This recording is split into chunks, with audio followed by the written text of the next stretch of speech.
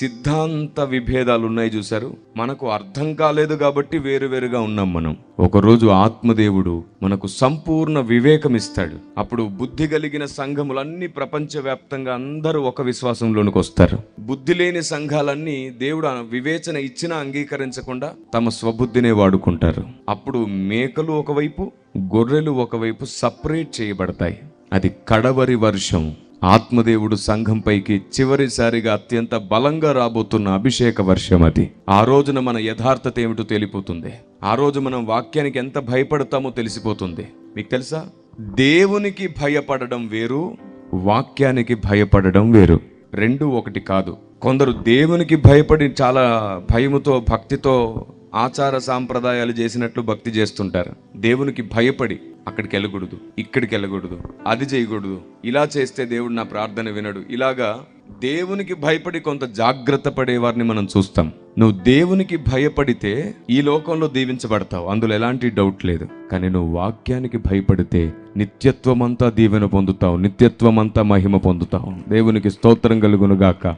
మన మనస్సాక్షిని వాక్యానికి భయపడేటట్లు సిద్ధపరచుకుందాం చాలు. ఆత్మదేవుడు మన స్నేహితుడైపోతాడు. ఈరోజు ప్రాముఖ్యమైన విషయం మీకు పరిచయం చేస్తాను. మనం దేవునికి స్నేహితులం అవ్వాలి. ముఖ్యంగా ఏం చేస్తే మనం దేవునికి స్నేహితులం అవుతాం? దేవునికి స్నేహితులం అవ్వాలంటే ప్రాసెస్ ఏంటి, పద్ధతి ఏమిటి? మొట్టమొదటి విషయం ఏమిటంటే యోహాను సువార్త 15వ అధ్యాయం 15వ వచనం చూడండి. దాసుడు తన యజమానుడు చేయు దానిని ఎరుగడు గనుక ఇక మిమ్మును దాసులని పిలువక స్నేహితులమని పిలుచుచున్నాము. ఎందుకనగా ఒక్క నిమిషం అక్కడ ఏముందంటే, దేవుడు ఏమంటున్నాడంటే, నేను చేసేదేమిటో మీకు తెలియకపోతే మీరు ఎప్పటికీ దాసులే. మీరెంత పరిశుద్ధులైనా, ఎంత నీతిమంతులైనా, ఎన్ని కృపావరాలు పొందినా, ఎంత అభిషేకం ఉన్నా, ఎన్ని ప్రవచనాలు చెప్పగలిగినా, మీరు చనిపోయిన వారిని లేపగలిగినా, ఆయన చేయనదేమిటో మీకు తెలియకపోతే మీరు దాసులే, స్నేహితులు కాదు. స్నేహం అభిషేకాన్ని బట్టి, కృపావరములను బట్టి, అద్భుతాలను బట్టి కాదు, ఆయన ఉద్దేశములను బట్టి స్నేహం ముడిపడుతుంది. దేవునికి స్తోత్రం కలుగునుగాక. ఆయన ఉద్దేశములను బట్టి స్నేహం ముడిపడుతుంది. అందుకే అక్కడ రాయబడింది, దాసుడు యజమానుడు చేసేది తెలుసుకోడు కాబట్టి వాడు దాసుడు. కానీ మీరు నేను చేసేది తెలుసుకోవాలి. నేను మిమ్మల్ని దాసులని పిలవాలనుకోవట్లేదు, స్నేహితులని పిలవాలనుకుంటున్నాను అన్నాడు. అందుకే చూడండి, దేవుని స్నేహితుడైన అబ్రహాముతో ఆయన ఏదియో దాచకుండా చెప్తాడంట. ఆయన తన స్నేహితునితో ఏది దాచడు. ఎప్పుడైనా దేవుడు మీ దగ్గరకు వచ్చి ఆయన ఇష్టంతో మిమ్మల్ని పలకరించి తన హృదయాన్ని పంచుకోవాలనుకున్నాడా? అంత అవకాశం ఎప్పుడైనా ఇచ్చామా మనం? ఎప్పుడు దేవా నాతో మాట్లాడు, ప్రభువా నాతో మాట్లాడు, నాతో మాట్లాడు ప్రభువా అని అడుగుతుంటావు కదా. ఎందుకని దేవుడు నీతో మాట్లాడలేదు? దేవుడు ఎవరితో మాట్లాడతాడో తెలుసా? చెవులు రిక్కించుకొని వినండి. నా ప్రార్థనా గదిలో ఆత్మదేవుని వలన నేను ఏం అనుభవించాను అది మాత్రమే మాట్లాడతాను. దేవుడు ఎవరితో పదే పదే మాట్లాడతాడో తెలుసా? కొందరు అనుకుంటారు ఎక్కువ ఉపవాసాలు చేస్తే మాట్లాడతాడు దేవుడు. కాదు. దేవుడు ఎవరితో ఎక్కువ మాట్లాడాలనుకుంటాడంటే, ఎవరితో మాట్లాడితే తిరిగి ఆయన రాజ్యానికి లాభం జరుగుతుందో వారితో పదే పదే పదే మాట్లాడతాడు ఆయన. దేవునికి స్తోత్రం కలుగునుగాక. కానీ నువ్వేం అడుగుతున్నావు? నాకు లాభం కలుగునట్లుగా మాట్లాడమంటున్నావు. చాలా మంది ఇలా అడుగుతారు, ప్రభువా నా గురించి మాట్లాడవా, నా గురించి మాట్లాడవా. ఇంకా చాలు, అలాంటి ప్రార్థన మానేసేయండి చివరి దినాల్లో. నీ గురించి మాట్లాడడం కాదు. ఒక తమ్ముడు ఇలా అన్నాడు నాతో, అన్నా నా పట్ల దేవుని చిత్తం ఏమిటి? నేనన్నాను నువ్వు దేవుణ్ణి అడుగుమన్నాను. అతను అంటాడు 10 సంవత్సరాల నుంచి అడుగుతున్నా ఇప్పటికీ అర్థం కావట్లేదు అన్నాడు. నేనన్నాను నా పట్ల నీ చిత్తమే, నా పట్ల నీ చిత్తం ఏమిటి, నా పట్ల నీ చిత్తం ఏమిటి, నా పట్ల నీ చిత్తం ఏమిటి అని అడిగే కాలం కాదు బాబు ఇది. సమయం లేదు. సమయం కొంచెమేనని తెలిసి సింహం వలె వాడు గర్జిస్తూ అందరినీ మింగాలని వస్తున్నాడు. ఇది నా పట్ల నీ చిత్తం ఏమిటని అడిగే అంత టైం లేదు ఇప్పుడు భూమి మీద. మరి ఏం అడగాలి? ఏం చేస్తే నీ చిత్తం చెయ్యగలుగుతాను ప్రభువా నాకు బోధించు అని అడగాలి. దేవునికి స్తోత్రం కలుగునుగాక. ఏం చేస్తే నీ చిత్తం చెయ్యగలుగుతాం? ఇప్పుడు చెప్పండి, ఏం చేస్తే ఆయన చిత్తం చేయగలుగుతాం అది తెలుసుకుంటే మనం ఆయన చిత్తం చేస్తాం. మనం ఆయన చిత్తం చేస్తే మన బ్రతుకే ఆయన చిత్తం అయిపోతుంది. ఆమేన్. ఇంకా అంతకంటే ధన్యకరమైన జీవితం ఏం కావాలి? ఆయన ఇష్టం, ఆయన చిత్తం నెరవేర్చే జీవితం ధన్య జీవితం. అలాంటి ధన్య జీవులం మనం కావాలంటే ఈ చివరి దినాల్లో నా ఇష్టాలు, నా కోరికలు, నా చిత్తాలు నెరవేర్చు, నా పట్ల నీ చిత్తం ఏమిటి కాదు, ఏం చేస్తే నీ చిత్తం జరుగుతుందో అది నాకు బోధించు, నన్ను నా కుటుంబాన్ని నీ కొరకు వాడుకో ప్రభువా అని అడగాలి. భక్తి జీవితం కేవలం అభిషేకం మీద, కృపావరముల మీద, ఆశీర్వాదాల మీద, దీవెనల మీద మాత్రమే ఆనుకొని నడిస్తే అపవాది నిన్ను చిటికెలో మోసం చేస్తాడు. అప్పటికప్పుడే నీ పరిస్థితి తలకిందులైపోతుంది. ఎలా క్రీస్తులోకి వచ్చావో అలాగే వెళ్ళిపోతావు వెనక్కి. అలా చాలా మంది వెళ్తారని బైబిల్లో ఉంది. అనేకులు తమ అవమానము నురుగు వెళ్ళగ్రక్కువారై ప్రచండ అలలు వలె మారిపోతారంట. నురుగు వెళ్ళు గ్రక్కే ప్రచండ అలలు.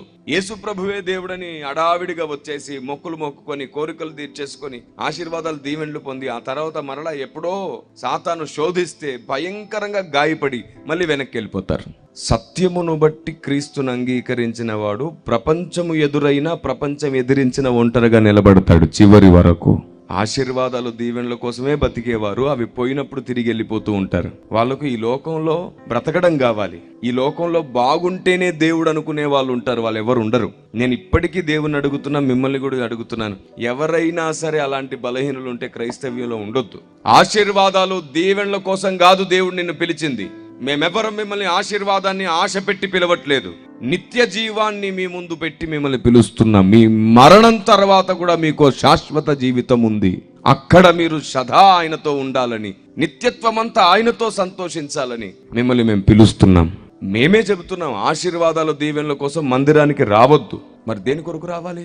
ఆశీర్వాదాలు దీవెనల కొరకు మందిరానికి రావడం కాదు, నీవే ఆశీర్వాదంగా మారిపోవడం కొరకు నువ్వు మందిరానికి రావాలి. దేవునికి మహిమ కలుగును గాక.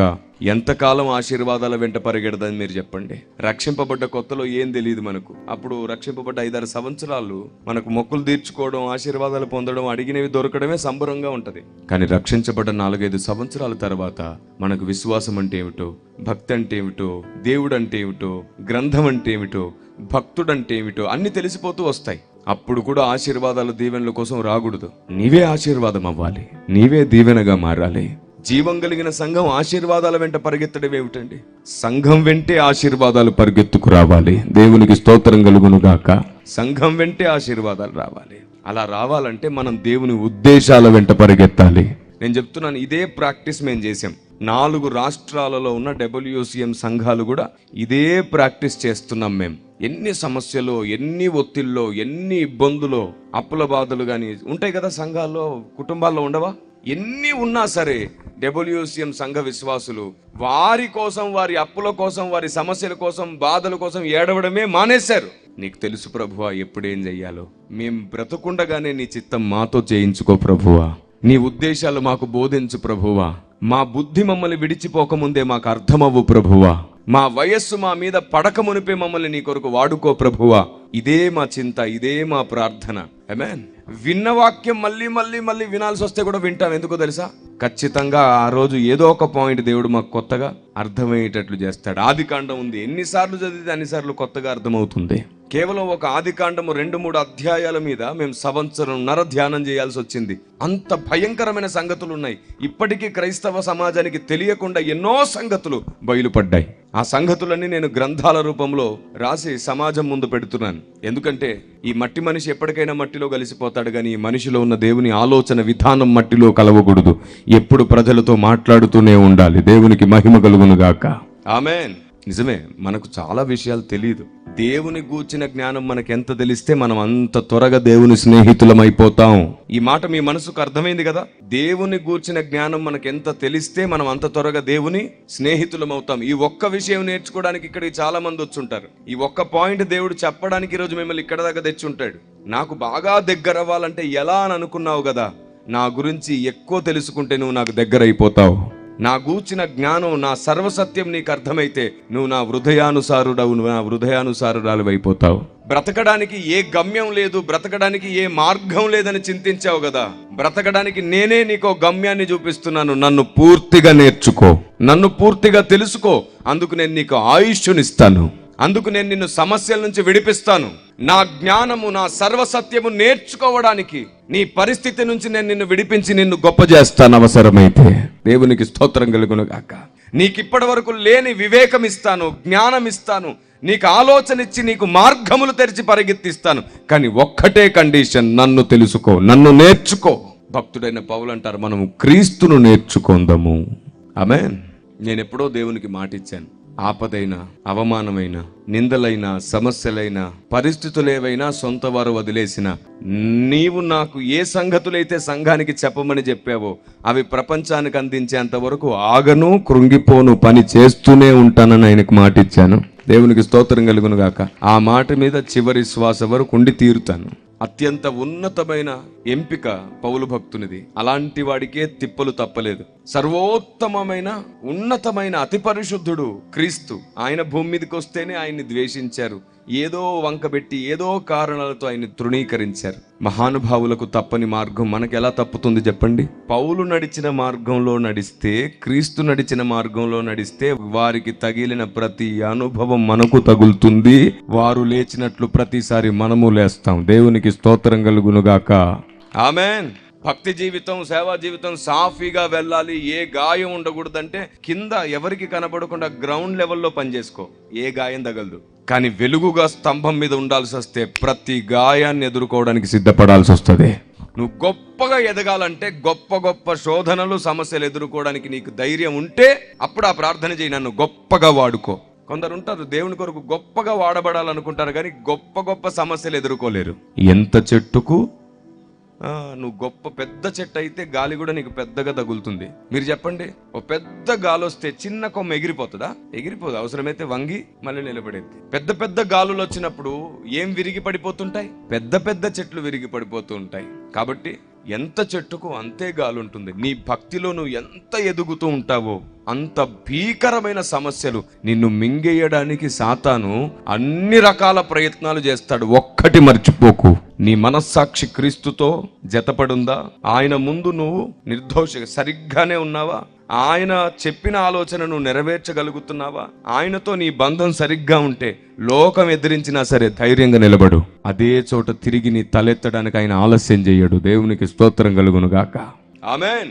ఈ చివరి దినాలలో మన జీవితానికి అత్యంత ప్రాముఖ్యమైనది ఆయన్ని తెలుసుకోవడమే. ఒకటి చెప్తాను, ఈ రోజు ఆశీర్వదించబడ్డావు, ప్రవచనం పొందావు, వాగ్దానం పొందావు, దీవెనలు పొందావు, రేపే చచ్చిపోయావు. ఏంటి లాభం నీకు?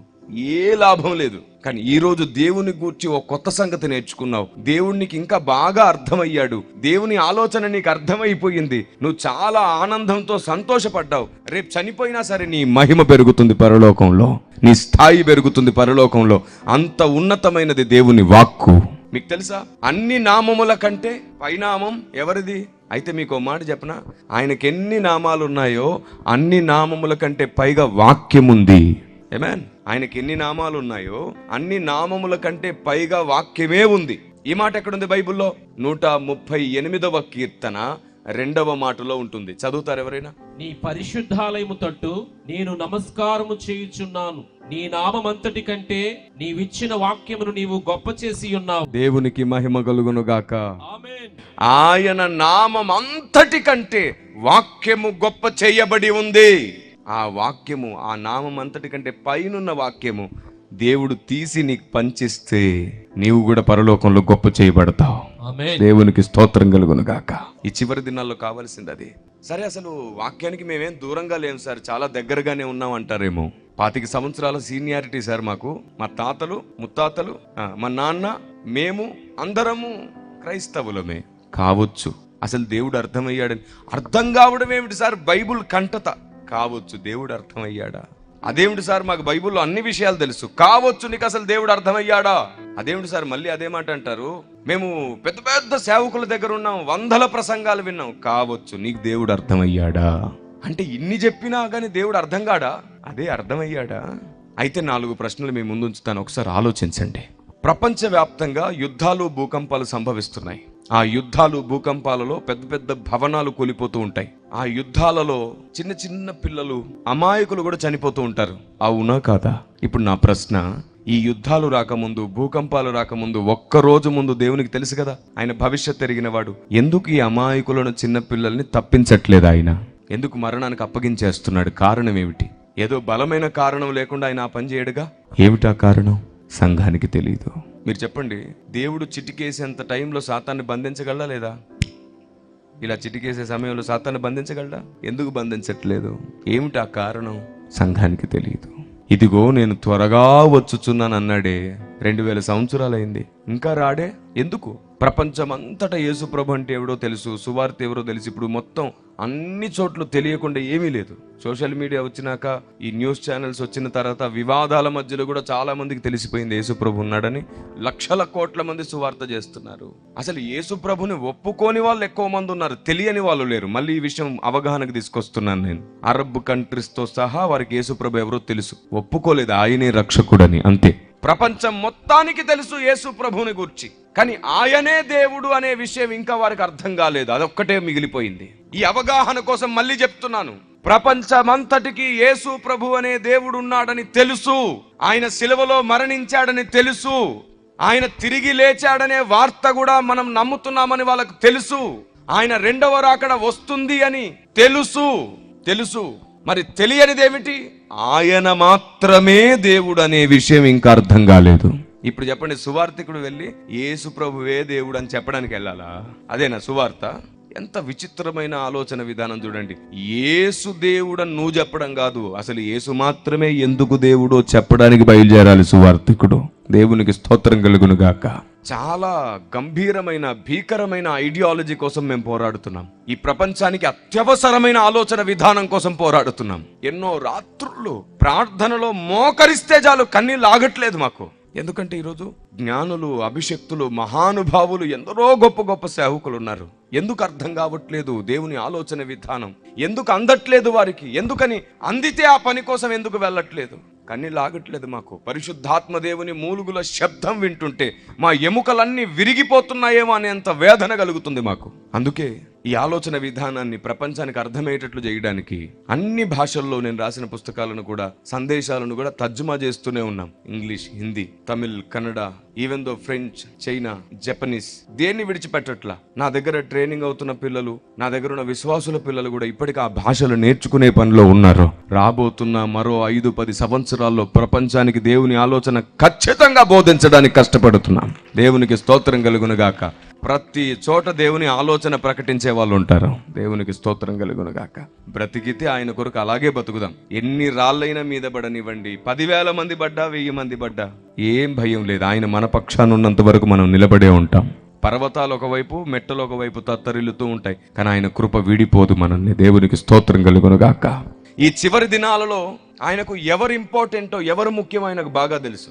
మీరే చెప్పండి. ఒక గుంపులో కృపావరములు, అభిషేకము, ఆశీర్వాదాలు, దీవెన్లు, ప్రవచనాలు ఇవన్నీ కలిగిన ఒక గుంపు, సేవకుల గుంపు, భక్తుల గుంపు ఉంది ఒక గుంపు. ఇంకో గుంపులో దేవుని ఆలోచన విధానం, దేవుని వాక్యమర్మం, దేవుని జ్ఞానం, పరలోక రహస్యాలు, బోధ ఈ గుంపులో ఉన్నారు. ఇప్పుడు సంఘాన్ని అర్జెంటుగా రెడీ చేయాలి, అర్జెంటుగా సిద్ధపరచాలి రాకడికి. ఎవరిని వాడుకుంటాడు దేవుడు? మొదటి గుంపులో ఉన్న అద్భుతాలు, ఆశ్చర్యాలు, సూచక క్రియలు ఇవన్నీ చేసే వాళ్ళన, దేవుని జ్ఞానం, దేవుని ఆలోచన చెప్పి బోధించేవారిన ఎవరిని వాడుకుంటాడు అర్జెంటుగా? సంఘాన్ని రెడీ చేయాలంటే ఎవరు కావాలి? వెంటనే కదా. కానీ మనం ఎవరి వెంట పరిగెడతాం? ఈ మొదటి గుంపు వెంట పరిగెడతాం. మీకు విషయం చెప్పనా, దేవుని ఆలోచన వెంట పరిగెడితే దేవుడు వీళ్ళను కూడా తీసుకొచ్చి ఇక్కడే వాడుకుంటాడు. అప్పుడు అందరం కలిసి కొరంది సంఘంలాగా దేవుని చిత్తం చేయొచ్చు, వాడబడొచ్చు. దేవునికి స్తోత్రం కలుగును గాక. వాక్యం చెప్పేవాడొకడు, ప్రవచించేవాడొకడు, స్వస్థపరిచేవాడొకడు, భాషలకు అర్థం చెప్పేవాడొకడు, అలా అందరం ఒకే చోట ఉండొచ్చు. దేవుని ఆలోచన విధానం ఒకటి భూమి మీద ప్రత్యక్షపరచబడుతుందని, దాని కొరకే అందరం కష్టపడితే దేవుని చిత్తం నెరవేరుతుందనే స్పృహ పోయింది. దాన్ని కలిగించడానికి కష్టపడుతుంది WCM. ఆమేన్. ఇది మా దర్శనం, ఇది మనందరి దర్శనం. వాస్తవానికి ఇది మన దర్శనం అని చెప్పడానికి పరిగెడుతున్నాం. మనకు చాలా విషయాలు తెలియకుండా మిగిలిపోయాయి. మీరు చెప్పండి, పరలోక రాజ్యంలో ఆకలి దప్పులు ఉంటాయా? బైబిల్లో ఏముంది? ఉండదనే కదా ఉంది. పరలోక రాజ్యంలో ఆకలి దప్పులు లేకపోతే దేవదూతల ఆహారం ఎందుకుంది? దేవదూతల ధాన్యం ఎందుకు పండుతుంది? చెప్పండి. పరలోకంలో వృక్షాలు, ఫలాలు ఎందుకు ఫలిస్తున్నాయి? ఆకలి దప్పులు లేకపోతే పెళ్లి విందు ఎందుకు ఉంటుంది? సెలయేర్లు ఎందుకు పారుతున్నాయి? తెలీదు మనకి. ఆకలి దప్పులు ఉన్నావన్నది మాత్రం తెలుసు, కానీ ఇవన్నీ ఎందుకు ఉన్నాయో తెలియదు. చాలా మంది సేవకులు హార్ట్ స్ట్రోక్తో, కిడ్నీ ఫెయిల్యూర్స్తో, రకరకాల సమస్యలతో, యాక్సిడెంట్లో చనిపోతున్నారే. మరి ప్రమాదమును తప్పించుట యెహోవా వశమైనప్పుడు వారిని ఎందుకు కాపాడట్లేదు? తెలీదు. అవును, ఎంతమంది పుట్టి నరకానికి వెళ్తారో పుట్టక ముందే దేవునికి తెలుసా తెలీదా? ఎంతమంది పుట్టి నరకానికి వెళ్తారో పుట్టక ముందే దేవునికి తెలిసినప్పుడు ఆ నరకానికి వెళ్ళే వారిని ఎందుకు పుట్టిస్తున్నట్టు? ఏంటా కారణం? సంఘానికి తెలియదు. ఇలా తెలియదు అని చెప్పాల్సి వస్తే 10,000 సంగతులు ఇప్పటికీ సంఘానికి తెలియదు. మరి ఏం తెలుసు?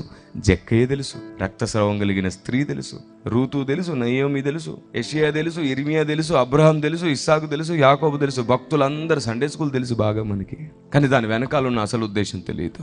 అసలు నువ్వు తెలుసుకున్న సండే స్కూల్ కూడా తప్పే, అందులో కూడా పూర్తి నిజం లేదు. మీకు ఇప్పుడు నేను చూపిస్తాను. మనకు తెలిసిన సండే స్కూల్లో ఉన్న తప్పేంటో చెప్తాను మీకు. నేను ఎవరిని కించపరచాలని కాదు నా ఉద్దేశం. మనం ఎంత దూరంగా ఉన్నామో తెలిస్తే కదా మన గుండె మండుతుంది ఆయనకు దగ్గర అవ్వడానికి. మీరు చెప్పండి, బైబిల్లో ఒక ఆయన ఉన్నాడు, ఆయన వ్యభిచారి అని, స్త్రీలోలుడని, దేవుడు చెప్పొద్దు అన్న రహస్యాన్ని చెప్పుకోవడం ద్వారా ఆయన కళ్ళు బీకేశారని, ఆయనకు గుండు చేశారని, తల వెంట్రుకలు తీసేశారు కదా. ఆ తర్వాత ఆయన తన బలాన్ని అంతటిని పోగొట్టుకొని, ఆత్మను పోగొట్టుకొని భ్రష్టుల్లాగా తయారయ్యాడని అంటారు. ఎవరా ఆయన? ఈ సండే స్కూల్ కదా, సంఘం నమ్ముతున్న ఈ కథ అబద్ధం, పచ్చి అబద్ధం. నేను మళ్ళీ చెప్తున్నాను, ఈ రోజుకి 612 గ్రంథాల మీద పరిశోధన చేసిన అనుభవం నాకుంది. 16 గ్రంథాలు రాసిన అనుభవం నాకుంది. 43వసారి గుండెలకు హత్తుకొని గ్రంథాన్ని చదువుతున్న అనుభవం నాకుంది. అది మాత్రమే కాకుండా బైబిల్లోని ఒక్కొక్క పుస్తకాన్ని అవసరాన్ని బట్టి 100ల సార్లు చదివిన అనుభవం నాకుంది. మత గ్రంథాలు, చరిత్ర గ్రంథాలు ఏది విడిచిపెట్టలేదు. 8.5 గంటలు దేవుని కాళ్ళు పట్టుకొని 10 సంవత్సరాల పాటు ఏడిచిన అనుభవం నాకుంది. పరిశుద్ధాత్మ దేవుని స్వరం వింటూ ప్రతి అడుగు వేసిన అనుభవం నాకుంది. ఈ స్పృహ కలిగి నేను మాట్లాడుతున్నాను. సంసోను వ్యభిచారి కాదు, అబద్ధమది. సంసోను స్త్రీలోలుడు కాదు, అబద్ధమది. మీరు చెప్పండి, సంసోను కథ మీ అందరికీ తెలుసు కదా. నేను మీకు అందరికి ఓరల్ గా చెప్తాను, వినండి, అందరు క్లియర్ గా ఆలోచించండి. ఫస్ట్ ఆఫ్ ఆల్, మొట్టమొదటిసారిగా సంసోను ఒక ఆవిడని ఇష్టపడ్డాడు. ఆవిడ ఫిలిస్తీరాలు. అమ్మా నాన్నను ఒప్పించి పెళ్లి చేసుకున్నాడు. ఫస్ట్ సంసోను ఒక అమ్మాయిని ఇష్టపడ్డాడు తన యవ్వన ప్రాయంలో. ఆమె ఫిలిస్తీరాలు. అమ్మా నాన్న దగ్గరకు వస్తే, నాన్న వద్దురా బాబు, అన్యులతో మనకు జోడెందుకని అన్నారు. కానీ వినలేదు, నేను ప్రేమించానన్నాడు. అమ్మా నాన్న ఒప్పుకున్నారు, కలిసి వివాహం చేశారు. పెళ్ళయిందా? పెళ్ళైన తర్వాత ఫిలిస్తీన్లు కుట్ర చేసి సంసోను మీద పగబట్టి భార్యను దూరం చేశారు. ఇతడు వెళ్ళి తిరిగొచ్చే సమయానికి ఆ కుటుంబాన్ని బెదిరించి ఈ అమ్మాయిని వేరొకరికి ఇచ్చి పెళ్లి చేసి పంపించేశారు. సంసోన్ వచ్చే సమయానికి భార్య లేదు. గుండె పగిలిపోయాడు సంసోన్. ప్రేమించి అమ్మా నాన్నను ఒప్పించి పోరాడి వివాహం చేసుకున్న తర్వాత భార్యను వాళ్ళు మోసం చేసి, భార్య ద్వారా ఈయనను మోసం చేసి, పొడుపు కథ తెలుసుకొని వాళ్ళకు కావలసిన వాటిని తెప్పించడానికి ఎక్కడికో పంపిస్తే, తిరిగి వచ్చే ఈ ఆలస్య కాలంలో తన ప్రేమను, తన కుటుంబాన్ని పోగొట్టుకున్నాడు సంసోన్. గుండె విరిగి తనలో తాను కుమిలిపోయి ఎన్ని పట్టణాలు ఉన్నాయో ఫిలిస్తీన్లకు సంబంధించి అన్ని పట్టణాలు వెతికాడు. ఈ చరిత్ర తెలుసా క్రైస్తవ్యానికి? తన భార్య వెళ్ళిపోయిన తర్వాత తన జీవితంలోనికి దెలీలా వచ్చింది. ఇంకెవరైనా తన జీవితంలో మీరు చూపించగలరా? మరి ఎట్లా స్త్రీలోలుడయ్యాడు అంటే ఎవరేది చెప్తే అది గుడ్డిగా నమ్మేస్తారా? బైబిల్ పరిశీలించరా? ఎట్లా వ్యభిచారయ్యాడు? ఇప్పుడు మీరు అంటారేమో, అది కాదు కిరణ్ పాల్ గారు, మరి న్యాయాధిపతుల గ్రంథంలో ఉంది కదండి అంటారు. చూడండి ఒకసారి 16. తరువాత సంసోను గాజాకు వెళ్ళి. ఎక్కడికి వెళ్ళాడు? గాజాకు వెళ్ళి. ఇప్పుడు నేను చేసిన ఈ ప్రసంగం విన్న తర్వాత నన్ను అడిగే ఏదైనా ప్రశ్న ఉంటే ఇదే అడుగుతారు మీరు. అందుకే నేను మీ ప్రశ్ననే ప్రకటిస్తున్నాను. చూడండి, వేశ్యనొకతిని చూచి. గాజాకు వెళ్ళి వేశ్యనొకతిని చూచి ఆమె యొద్ద చేరెను. ఇప్పుడు ఈ వచనం చదివినప్పుడు ఏమర్థమైంది పెద్దలకు? ఒకప్పుడు వేశ్య దగ్గరికి వెళ్ళాడు, వ్యభిచారం చేశాడు. ఇలా ఎంతమంది వేశ్యల దగ్గరికి వెళ్ళాడో వ్యభిచారం చేస్తాడు సంసోను అని అన్నారు. క్రైస్తవ్యమా, నువ్వు మర్చిపోయావు. సంసోను సామాన్యుడు కాదు. ఇశ్రాయేలు ప్రజలకు ఆనాడు న్యాయాధిపతి. తన బౌండరీ ఏంటో తనకు బాగా తెలుసు. న్యాయాధిపతి అతడు, దేవుని చేత నియమించబడ్డ న్యాయాధిపతి. న్యాయాధిపతి మాదిరిగానే ఉండాలనుకుంటాడే గాని విపరీతంగా మారడు. వాస్తవానికి అక్కడ వ్యభిచారం చేయడానికి కాదు వెళ్ళింది. సరిగ్గా మీరు చదవండి. సంసోనుని అప్పటికే వెతుకుతున్నారు. సంసోనుని వెతుకుతున్నారు చంపాలని. సంసోనుని వెంటబడుతున్నారు. అప్పుడు గాజాకు వెళ్ళిన అతను ఎక్కడ దాక్కునే ప్లేస్ లేకుండా వ్యభిచారింట దాగితే ఎవరికి అనుమానం రాదని కనుగొని ఆవిడింట చేరాడు. ఎందుకంటే ఆ కింద మీరు చదివితే మొత్తం అదే కనబడుతుంది. సంసోను అక్కడికి వచ్చినని గాజా వారు తెలుసుకున్నప్పుడు వారు మాటు పెట్టి, రేపు తెల్లవారిన తరువాత అతను చంపుదమని పట్టణపు ద్వారపు దగ్గర. అందుకని వ్యభిచారి ఇంట దాక్కున్నాడు. ఎందుకంటే అక్కడ దాక్కుంటే ఎవరు గుర్తుపట్టారని. ఎందుకంటే యెహోషువ వేగు చూడ్డానికి పంపినప్పుడు ఎరికో కోటకు వెళ్ళిన ఇద్దరు ఎక్కడ దాక్కున్నారు? అహాబను వేశ్య దగ్గర. అంటే వ్యభిచారం చేయడానికి దాక్కున్నారా? అంతే కదా. ఇంకా ఒక సామెత ఉంది కదా, తాటి చెట్టు కింద కూర్చొని పాలు తాగితే ఎవడని పాలు నమ్ముతాడు, అది కళ్ళనే అంటాడు. భక్తుల జీవితం చాలాసార్లు ఇట్లాగే దాపురించిందిరా. ఏం చేద్దాం? భక్తుల జీవితం ఇలాగే ఉంది. సమాజం నమ్మలేని పరిస్థితులు ఎన్నో కనబడుతుంటాయి. వీరి వేదన, వీరి కన్నీరు, అపవాది అలా క్రియేట్ చేస్తుంటాడు కొన్నిటిని. వెనుకున్న బ్యాక్గ్రౌండ్ చూసి నమ్మేస్తాం మనం. దగ్గరికి వెళ్ళి టేస్ట్ చెయ్యి, అర్థమైంది. అప్పుడు అది కళ్ళు కాదు పాలే అని అర్థమవుతుంది. వాడు ఎన్ని రంగులైనా చూపించగలడు నీకు. ఇప్పుడు చెప్పండి, సంసోను వ్యభిచార్య, స్త్రీలోలుడా? మరి ఎలా నమ్మేశాం? కాబట్టి మనం నేర్చుకున్న సండే స్కూల్ కథలలో కూడా ఇంకా ఎన్నో లోపాలు దొర్లుతున్నాయి. ఇప్పుడు చెప్పండి, ఆయన చేసేది తెలియదు, మన ముందు ఇచ్చిన గ్రంథములో ఉన్న సంగతులు తెలియదు. కేవలం కృపపై బ్రతుకుతున్నాం మనం, ఆత్మదేవుని సహాయంతో బ్రతుకుతున్నాం మనం. దేవునికి మహిమ కలుగునుగాక. అవును, నేను అడుగుతున్నాను, దేవుని గురించి ఏం తెలుసుకోకుండా నువ్వు ఈ రాత్రి చనిపోతే నీ పరిస్థితి ఏంటి? పరలోకంలో మహిమ ఉంది, అధిక మహిమ ఉంది. దేవుని గురించి ఏం తెలియకుండా నువ్వు చనిపోతే తక్కువ మహిమలో ఉండాల్సి వస్తుంది. యుగ యుగాలు ఉండాల్సి వస్తుంది. నేనంటాను, నువ్వు ఎప్పుడు తలగా ఉండాలంటే అన్ని నామముల కంటే పైగా ఉంచబడ్డ వాక్యం నీలోనికి రావాలి. దేవునికి స్తోత్రం కలుగునుగాక. వాక్యం నీలోనికి రావాలి. నువ్వు ఏడు దేవుని దగ్గర, ప్రభువా నీ వాక్య మర్మము నాకు బోధించు, నీ చిత్తము నాకు బోధించు, నన్ను నా కుటుంబాన్ని నీ కొరకే వాడుకో అని అడుగు. ఇంకా నువ్వు నీ సమస్యల కోసం ఏడవక్కర్లా. నువ్వు అడగనక్కర లేకుండా ఆయన నీకు అక్కరలన్నీ తీర్చేస్తాడు. నా బ్రతుకులు నేను అనుభవిస్తున్నదే నేను మీకు చెప్తున్నాను. మీ బ్రతుకుల్లో సమస్యలు, శ్రమలు, ఇబ్బందులు, బాధలు పోవాలని ఏడవకండి. ఆయన చిత్తం నేర్చుకోవాలి, తెలుసుకోవాలని ఏడవండి. తప్పకుండా మీ జీవితంలో సమస్త సమృద్ధినిస్తాడు ఆయన. బైబిల్ ఏమంటుందో తెలుసా? ఒక రహస్యం చెప్పి మీకోసం ప్రార్థన చేస్తాను. చాలా సార్లు మీరు ప్రార్థిస్తే నెరవేరలేదు కదా. మీ ప్రార్థనలు చాలా విషయాలు నెరవేరకుండా మిగిలిపోయాయి కదా. ఇప్పటికీ మీరు చాలా విషయాలు అడుగుతున్నా నెరవేరట్లేదు కదా. అయితే మీకు సీక్రెట్ చెప్తాను, ఎందుకు నెరవేరట్లేదో తెలుసా? దేవుడు మిమ్మల్ని అనేకులకు ఆశీర్వాదంగా మార్చాలనుకుంటున్నాడు. అందుకే మీ ప్రార్థనలు ఆగిపోయాయి నెరవేరకుండా. అదేమిటి సార్ అంటారా? ఇంకొంచెం అర్థమయ్యేటట్టు చెప్తాను, వినండి జాగ్రత్తగా. నువ్వు ఏ సమస్యతో ఉన్నావో, నువ్వు ఏ బాధతో ఉన్నావో, అదే బాధలో ఈ భూమి మీద చాలా మంది కూడా ఉన్నారు. ఏ వ్యాధితో ఉన్నావో అలాంటి వ్యాధులు కలిగిన వాళ్ళు చాలా మంది ఉన్నారు. వాళ్ళకు విడుదల దొరకట్లేదు. నీవు నీ కోసం ఏడవడం మానేసి నీలాగే బాధపడుతున్న వాళ్ళ కోసం ఏడవడం ప్రారంభించు. మళ్ళీ చెప్తున్నాను, నీవు నీ కోసం ఏడవడం మానేసి నీలాగే బాధపడుతున్న వాళ్ళ కోసం ఏడవడం ప్రారంభించు. నీ జ్ఞాపక శక్తి లేదా, తెలివి లేదా, లేదా ఏం చేయాలో అర్థం కావట్లేదా, వ్యాపారం చేస్తే ఫెయిల్ అయిపోతున్నావా, గర్భఫలం లేదా, ఏది కావచ్చు, నీలాగే బాధపడుతున్న వారు ఈ భూమి మీద చాలా మంది ఉన్నారు. వాళ్ళ కోసం ఏడవడం ప్రారంభించు. వాళ్ళ కోసం ఎక్కువ ప్రార్థించు. అసలు నీ కోసం ప్రార్థనే చేయకు. నీకోసం అసలు ప్రార్థనే చేయకు. వాళ్ళ కోసం ఏడు, వాళ్ళ కోసం ప్రార్థించు. నువ్వు ఆశ్చర్యపోతావు. సరిగ్గా 3 నెలల్లో నువ్వు అడగకుండా నీ అవసరాలు అన్నీ తీరిపోతూ నీ ప్రాబ్లమ్స్ అన్నిట్లోంచి నువ్వు బయటకు వచ్చేస్తూ ఉంటావు. జస్ట్ 90 రోజులు మాత్రమే. 3 నెలలు. ఏం జరుగుతుందో తెలుసా? నీ కోసం నువ్వు అడగకుండా అనేకుల కొరకు అడుగుతున్నావు కాబట్టి వాక్య నియమం ప్రకారంగా అనేకుల కొరకు అడిగేవారు ముందు సుఖంగా ఉండాలి.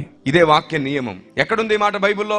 చూడండి, తిమోతి పత్రిక 1వ పత్రిక 2వ అధ్యాయం 1వ వచనం నుండి చూడండి. మనము సంపూర్ణ భక్తియు మాన్యతయు కలిగి నెమ్మదిగాను సుఖముగాను బ్రతుకు నిమిత్తము అన్నిటికంటే ముఖ్యముగా మనుషులందరి కొరకును, రాజుల కొరకును, అధికారులందరి కొరకును విజ్ఞాపనలను, ప్రార్థనలను, యాచనలను, కృతజ్ఞతాస్తుతులను చేయవలెనని హెచ్చరించుచున్నాను. ఇప్పుడు చెప్పండి, ఈ వచనంలో ఏముంది? ఒక్కొక్క పదం చదువుతారు, వినండి. అక్కడ ఏముందంటే, మనం సుఖముగాను సౌఖ్యముగాను బ్రతుకు నిమిత్తము అని అంటాడు. చూడండి, సుఖముగాను సౌఖ్యముగాను. Praise the Lord. Praise the Lord. సుఖము, నెమ్మది, సౌఖ్యము. ఈ 3 నీకు దొరకాలంటే ఏం చేయాలంట? నీ గురించి ఏడవకూడదంట. ఫస్ట్ ప్రజలందరి కొరకు, ప్రధానుల కొరకు, రాజుల కొరకు, అందరి కొరకు ముందు ప్రేయర్ చేస్తే, ఇలా అందరి కొరకు ప్రార్థించి ఏడ్చి బతిమాలే వాళ్ళు సుఖంగా, సౌఖ్యంగా, నెమ్మదిగా ఉంటారంట. ఇదే నా గ్రంథం బోధిస్తున్న రహస్యం. దేవునికి స్తోత్రం కలుగును గాక. మీకోసం మీరు ఏడిస్తే అట్లాగే ఏడుస్తారు. మీ గర్భఫలం అని ఏడిచారు, రావట్లేదా? నీలా బాధపడే వాళ్ళ కోసం నువ్వు బాధపడు. నీ గురించి అడగడం మానేసి నా దేవుడు మొదట నీ అక్కర తీరుస్తాడు. ఎందుకంటే నీ ప్రార్థన వల్ల వారందరూ దీవించబడుతున్నారు. నీ ప్రార్థన వల్ల వారి బ్రతుకులు మారుతున్నాయి. నీ ప్రార్థన వల్ల వారు దేవుని దీవెన దగ్గర నుంచి పొందుతున్నారు. నీ వల్ల అంతమంది మేలు పొందుతుంటే నువ్వు మరి నిశ్చయంగా మేలు పొందాలి. అదే లేఖన సత్యం. దేవునికి స్తోత్రం కలుగును గాక. ఆమేన్. నేను ఏం చెప్తున్నానంటే, మీకు ఏమేం సమస్యలు ఉన్నాయో అవి ఎందుకు నెరవేరట్లేదంటే, దేవుడు నీకు మంచి అవకాశం ఇస్తున్నాడు. అనేకుల కొరకు నీ ప్రార్థన ప్రార్థన వలన మేలు జరగాలని దేవుడు నిర్ణయించాడు. నీ ప్రార్థన 100 మందికి మేలు చేయబోతుంది. గాయపడిన నీ హృదయానికంటే కూడా ఆ బరువు ఎలా ఉంటుందో ఎవరికి తెలియదు. గాయపడి కన్నీళ్లతో ఉన్న నీ హృదయానికే తెలుసు ఆ అనుభవం ఎలా ఉంటుందో, ఆ బాధ ఎలా ఉంటుందో. వాళ్ళ కోసం ప్రార్థించడానికి నీకంటే సూటబుల్ ఇంకొకరు దొరకరు. అందుకే దేవుడు కొందరిని విరిగి నలగొడుతున్నాడు. అందుకే దేవుడు కొందరిని ఇబ్బంది పడుతున్నా చూస్తున్నాడు. ఎందుకంటే మనం అనేకుల కొరకు ఏడవాలి, ప్రార్థించాలని ఈ వాక్యం పెట్టాడు. మరి సంఘానికి ఎందుకు ఈ సంగతి ముందు నుంచి అర్థం కావట్లేదు? ఎందుకంటే నీకు నచ్చింది అడగడానికి మందిరానికి వస్తావు, బాధతో దిగులుతో నీకు నచ్చిందే వినాలనుకుని కూర్చుంటావు. మేము ఎంత గొప్ప విషయాలు చెబుదామన్నా నీ లోపలికి వెళ్ళవు. ఎందుకంటే నీకు ఓదార్పు కావాలి. ప్రతి ఆదివారం మా పని ఓదార్పు యాత్రే. వింతేంటో తెలుసా? మిమ్మల్ని ఓదార్చి మేము ఆరిపోతున్నాం, మీరు వెలగట్లా. ఇది సమస్య. అందుకే మందిరానికి వచ్చేటప్పుడు నా గురించి మాట్లాడని అడగడమే మానేసేయండి. తప్పు ప్రార్థనది. ఈ చివరి దినాల్లో నా గురించి మాట్లాడు కాదు, మీరేం మాట్లాడితే అది వింటాను ప్రభువా, మాట్లాడండి అని అడగండి. ప్రతి సేవకుడు మోగుతాడు బూరలాగా, ప్రతి సేవకుడు మోగుతాడు. ఆత్మదేవుడు పైనుండి జ్ఞానం ఇచ్చి అందరిని వాడుకుంటాడు. అప్పుడు సంఘానికి ఆకలి లేదు. ఆకలి లేని వాళ్ళ కోసం మటన్ దమ్ బిర్యానీ చేస్తే పాడైపోదు, అవునా కదా? ఆకలి లేని వాడికి పాలిస్తే గుట్టుక్కుమని తాగేసి వెళ్ళిపోతాడు, కానీ బిర్యానీ పెడితే తింటాడా? నీకు అసలు ఈరోజు ఆకలే లేదు. నీతిని గూర్చిన ఆకలి దప్పుల గలవారు ధన్యులు. అందుకే అంటాడు మొదట నా నీతిని. అసలు దాని గురించి ఆకలే లేదు మనకి. ఇక్కడ బతికేయాలి, ఇల్లులు కట్టుకోవాలి, స్థలాలు కట్టుకోవాలి, ప్రమోషన్లు రావాలి, ఇంకేమిటది వీసాలు రావాలి, ఫ్లైట్ ఎక్కాలి, అక్కడికి వెళ్ళాలి. అరే నేను దేశం దాటి గొప్పగా బతుకుతున్నానని చెప్పుకోవాలి. ఇవే ప్రార్థనలు, ఇవే ఏడుపులు.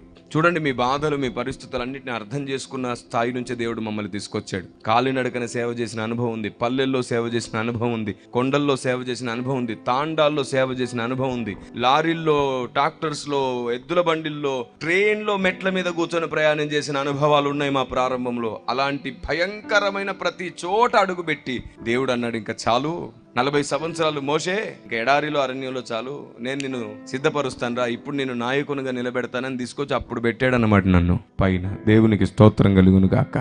ఊరికే ఈ స్థాయికి రాలేదు. మేము కన్నీళ్లను ఆహారంగా తీసుకుంటూ ఈ స్థాయికి వచ్చాం. ఈరోజు ప్రపంచానికి వెలుగును, దేవుని ఆలోచన విధానాన్ని పంచే ప్లేస్ లో పెట్టాడు దేవుడు. ప్రపంచానికి కావలసిన సందేశాన్ని నోట్లో పెట్టాడు.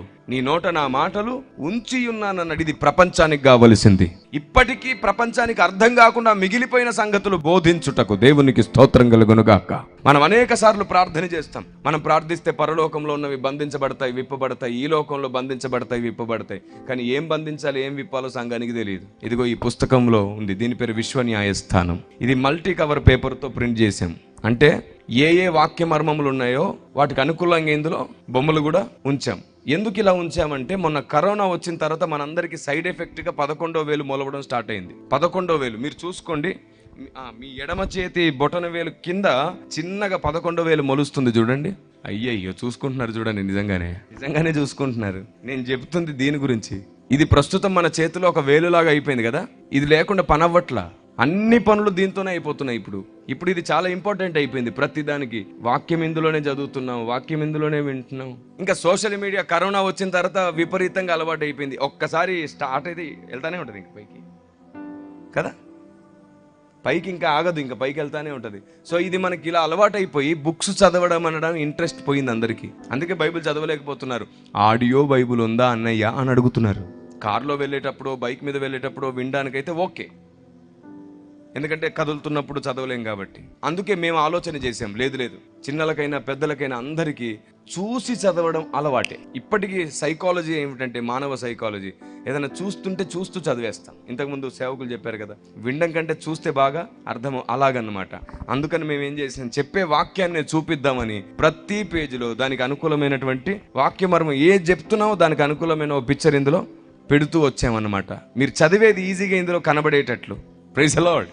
నా పుస్తకాలన్నీ ప్రస్తుతం మొత్తం ఇదే ఫార్మెట్లో ఉన్నాయి. ఇదే విధంగా మొత్తం కలర్ ప్రింట్తోనే ఉంటాయి. ప్రతి పుస్తకం ఇలాగే ఉంది ప్రస్తుతం. ఈ పుస్తకంలో దేవుడు ఎలా బంధిస్తాడు, ఏం విప్పుతాడు, మనం ఎలా బంధించాలి, మన ప్రార్థన శక్తిగా మారాలంటే, మన ప్రార్థన పరలోకంలో ఉన్న వాటిని బంధించి విప్పాలంటే ఏం నేర్చుకోవాలో ఈ పుస్తకంలో ఉంది.